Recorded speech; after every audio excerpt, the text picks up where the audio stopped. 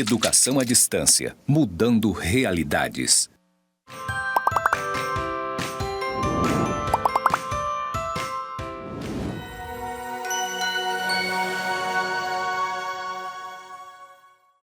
Olá, sejam muito bem-vindos à aula de número 4 da disciplina Processos de Leitura e Escrita.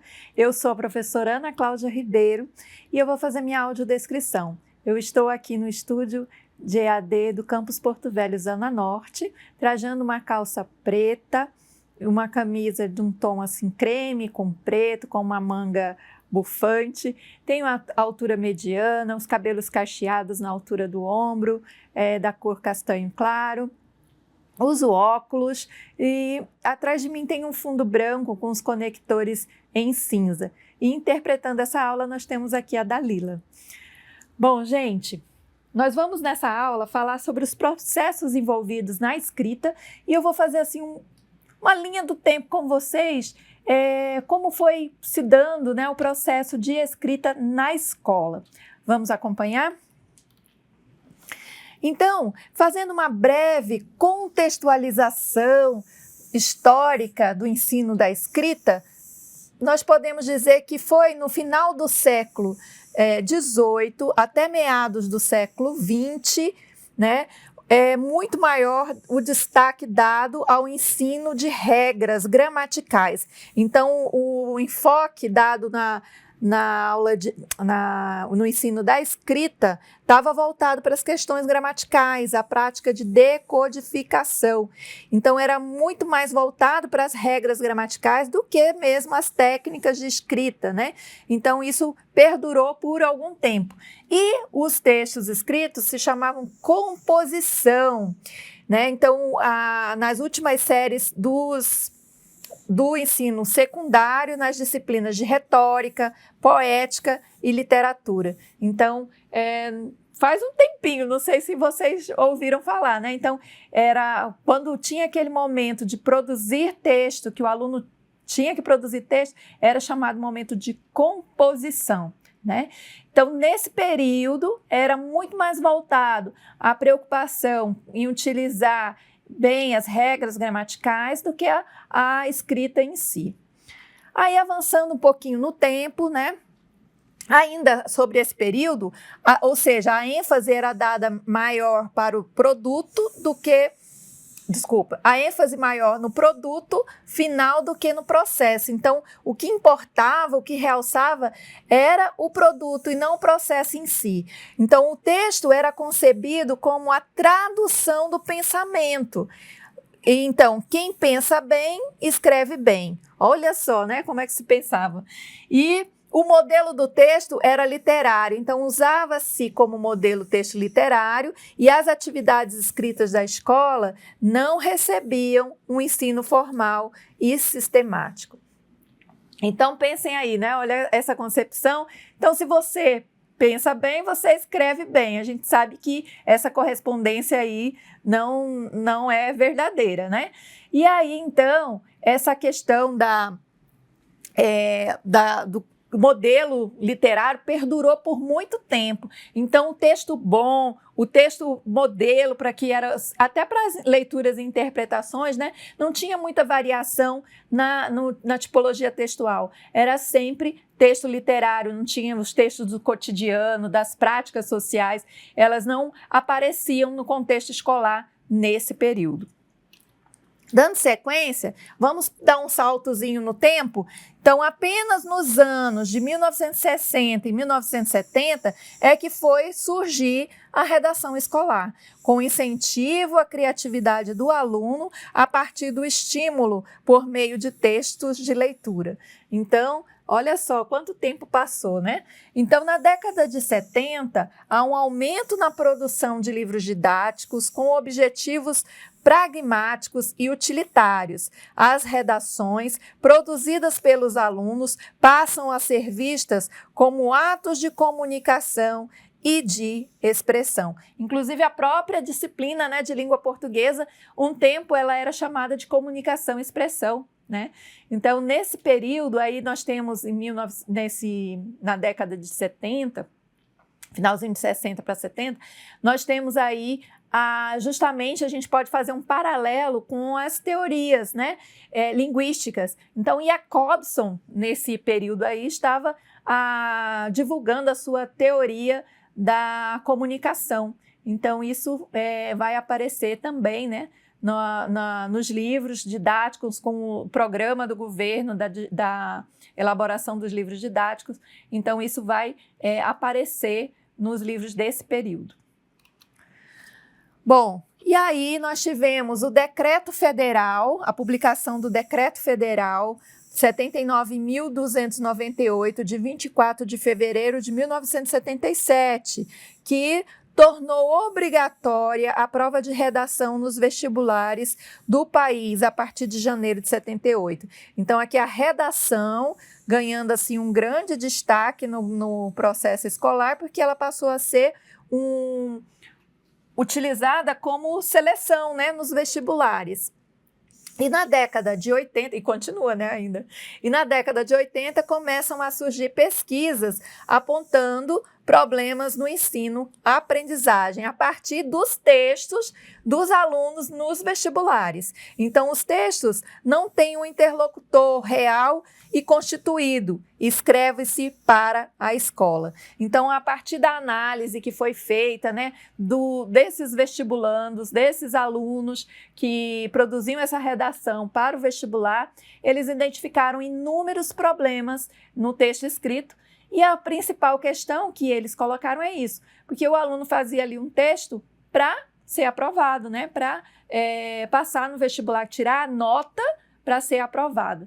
Então, foi chamada a atenção para essa questão, para tornar o ensino da escrita mais voltado para as práticas mesmo, né? Porque o que acontece ali na redação do vestibular? Você escreve para um leitor hipotético, que na verdade é o seu avaliador, né, que vai dar a nota. Então, você faz aquela expectativa do que no texto, do que o avaliador quer, do que vale nota, do que ele precisa pôr, né? Então, tem até aquelas fórmulas, né? Se use essas citações para o seu texto, faça assim. Então, por quê? Porque escreve-se com essa... o texto tem essa utilidade, né, de aprovar, de dar uma nota para aprovação no vestibular, no caso. Bom, e dando sequência ainda, aí, desde o final da década de 70, começou-se a questionar a validade do ensino de redação como mero exercício escolar, por meio do qual se revelam os erros gramaticais cometidos pelos alunos. Então, o texto aqui, ele era um meio, né, para identificar os erros gramaticais, fazia o aluno escrever para apontar os erros dele. Então, para se contrapor a essa prática, surgiram discussões em torno de uma prática de ensino, de uma escrita fundamentada nas operações de construção de textos diversos e não apenas de redações. Então, aí, a partir desse momento, começou-se a pensar, né, de trabalhar a escrita não só com aquele texto, modelo, mas de trabalhar, de preparar o aluno para escrever, para ser capaz, para ter a habilidade de escrever dos mais diversos tipos, né, dos mais diversos gêneros textuais. Ainda não aparece nesse momento a palavra gênero, mas, né, na sequência vai aparecer a questão dos gêneros textuais. Vamos ver. Então, o texto na sala de aula, nos anos de 80 e 90, com os professores já habituados aos exercícios de redação, surgiu a expressão produção de textos. Olha só, foi só nesse período.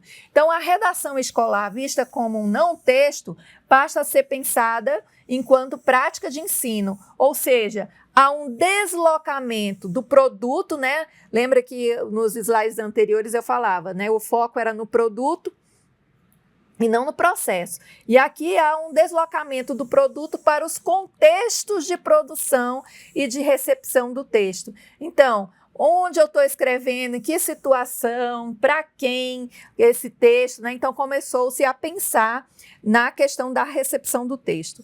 Para além da mudança terminológica, encontra-se latente no termo uma discussão ainda atual sobre o contexto de produção do texto. Escrevemos na ou para a escola. Então, apesar dessas mudanças, né, ainda tem-se alguns questionamentos acerca da produção de texto na escola. Mas o principal, né, nesse período já aconteceu, que é pensar na questão do contexto. Eu estou escrevendo em que contexto?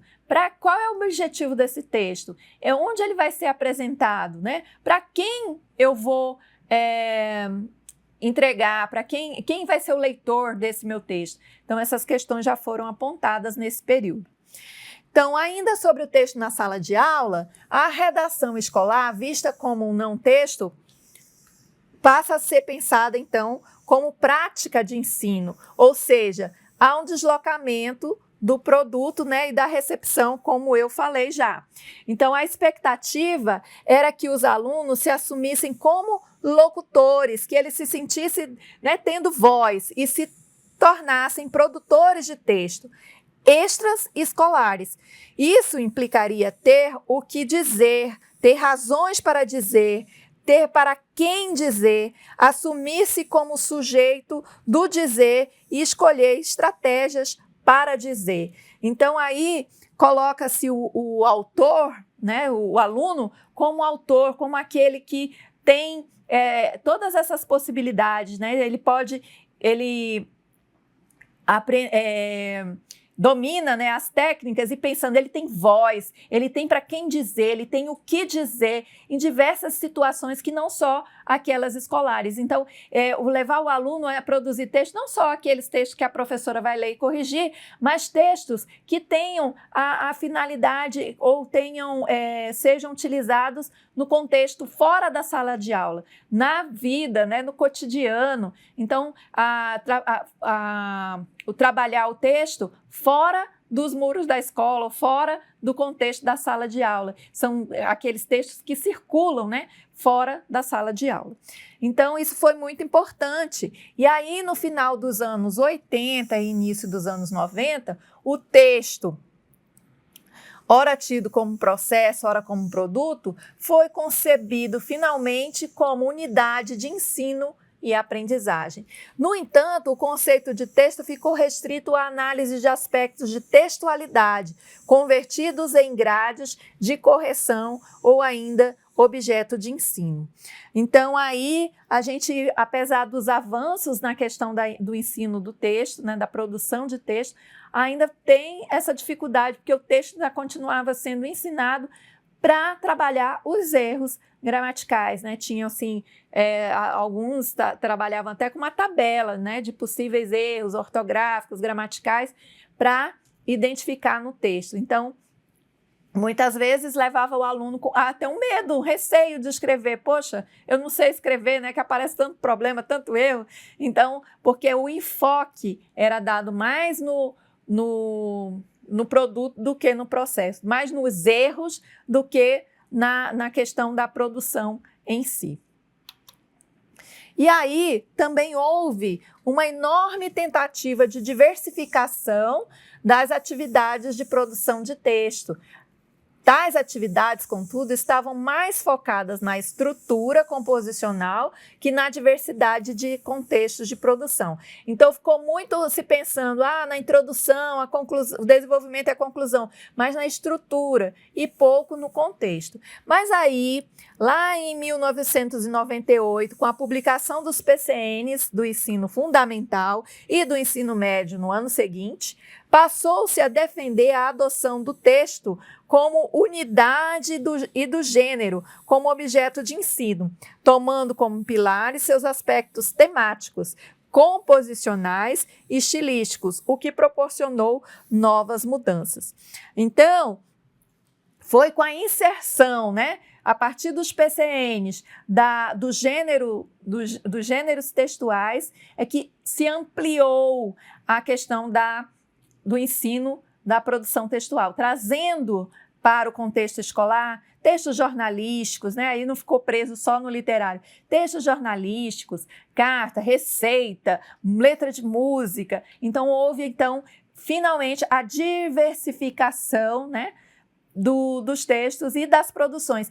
Tanto assim, por isso que leitura e escrita, elas estão relacionadas, interligadas. Não tem como... Até porque, né, gente, a aula de língua portuguesa, quando você está fazendo, alfabetizando, leitura e escrita andam juntas. Então, assim, como é que eu vou fazer meu aluno produzir uma receita se ele nunca leu uma receita, ele nunca teve um contato com uma receita de bolo, por exemplo? Como é que eu vou fazer meu aluno escrever uma notícia jornalística se ele nunca leu, se ele não conhece a estrutura, se ele não sabe como é? Então, é muito importante. E aí, nesse período, né, veio justamente para destacar esse ponto de trazer esses textos que não eram comumente, que não circulavam em sala de aula, trazer para a sala de aula, mostrar a estrutura, mostrar o contexto em que eles são utilizados, né?